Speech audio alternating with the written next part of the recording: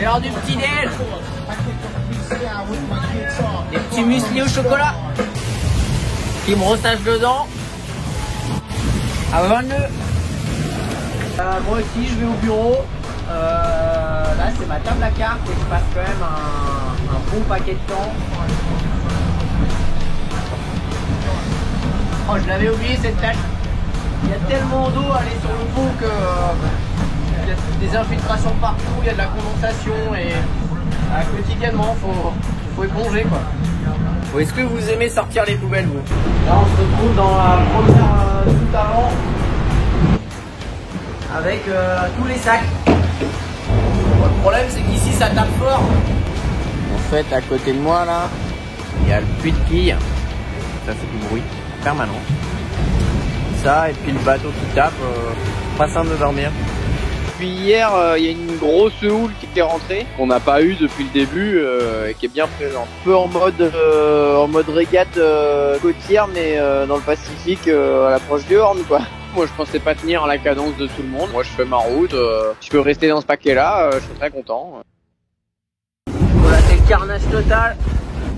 J'ai pris un gros vrac là. Ça fait 1 heure que j'essaie de remettre le bateau face au vent et sur la mauvaise amure et j'ai 2 voiles à l'eau, j'ai récupéré une et là j'en ai une deuxième en cours.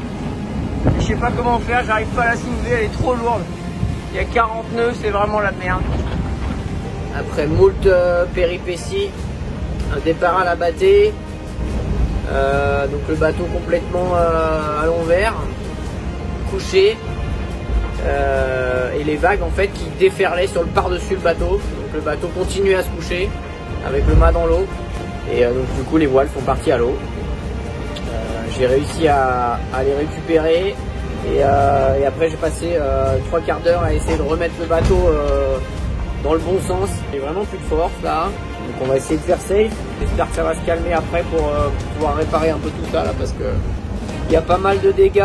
C'était vraiment chaud, c'était très chaud.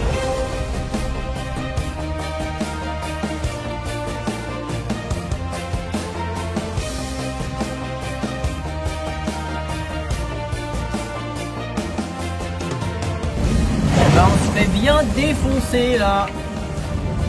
On est au près. Ça tape dans tous les sens. La mer est dégueulasse. C'est pas cool, après ce horn compliqué, ben on retourne dans des conditions compliquées. Les dernières 48 heures, c'est quand même coton là. Il y a que moi, Isa, qui s'est retrouvé coincé dans la DEP. Moi j'ai eu 54 nœuds hier, tu vois. C'était à peu près quand Isa m'a annoncé qu'elle avait cassé sa retenue de quille là. Je m'imaginais à sa place, devoir se mettre en tête que tout était fini. Et ça m'a bien refroidi ça aussi. Bon ça y est, la DEP est passée. On a le retour du soleil. Ça s'est un peu calmé mais bon, la mer est encore particulièrement agitée. Bon, mais pendant que les petits copains de devant sont en train de se regrouper, bah nous, on est en train de s'arrêter complet. Un peu la double peine, tu vois, je me suis pris le très très fort de la dépression et juste derrière, je me suis pris le très très mou de l'anticyclone. Du coup, voilà, j'ai regardé les copains partir, c'était moins cool. J'ai profité pour affaler la grand voile. Pour pouvoir réparer la chute et j'ai réparé mon J3 aussi que j'avais abîmé sur le vrac que j'ai fait au Cap Horn. Ça y est, c'est tout neuf. Je vais renvoyer ça et on va remettre du charbon parce que le vent commence à rentrer. C'est reparti, bah on est sur les portières quoi, il n'y a pas de demi-mesure en fait. On voit un peu de vent hier donc je suis content parce que c'était quand même la cata. On va embrayer sur l'autoroute des Alizés, ça va être de la vitesse pure normalement tout droit quasiment jusqu'aux Canaries. C'est sûr qu'il vaut mieux avoir les bateaux à 100%. Hâte de remonter tout ça, d'arriver en Atlantique Nord. On s'approche de l'équateur, hein. On est dans un peu plus de 24 heures maintenant, une trentaine d'heures à l'équateur. On aura le poteau noir à passer, mais avant ça il faut sortir de ces alizés d'hémisphère sud.